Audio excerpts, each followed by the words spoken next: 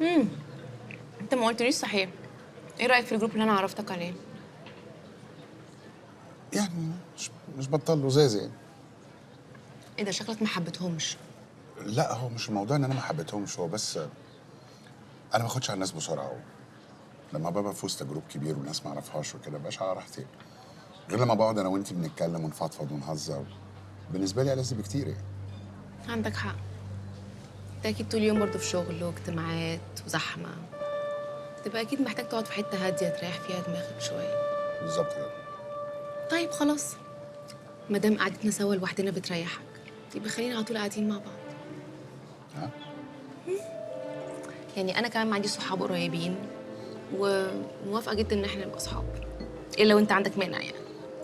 لا طبعا، بالعكس مشرفني يعني. لولاكي كان زماني قاعد بفكر في بوسي دلوقتي ومكتئب وحالتي بالبلع يعني. لا خلاص بقى، ما احنا مش هنفكر في بوزي تاني خالص، يعني عشان ترجع لك يعني. صدقني يا امجد، اللي بيرمي حاجه ورا ظهره بيلاقيها بتجري وراه، انما طول ما هو حاططها قصاده كده هو اللي بيجري وراه. يعني لوجيك كده، اللي ورا هو اللي دايما بيجري لقدام، مش العكس. ولا ايه؟ يعني كلامك منطقي طبعا. شفت؟ وانا عن نفسي مش هسيبك خالص لحد لما اشوفها بتجري وراك. اتفقنا؟ اتفقنا. خلاص. ولو كلمتني في التليفون هقولها ان انت غرقان في الشغل ومش فاضي ومش بتفكر في حاجه تانية خالص غيره.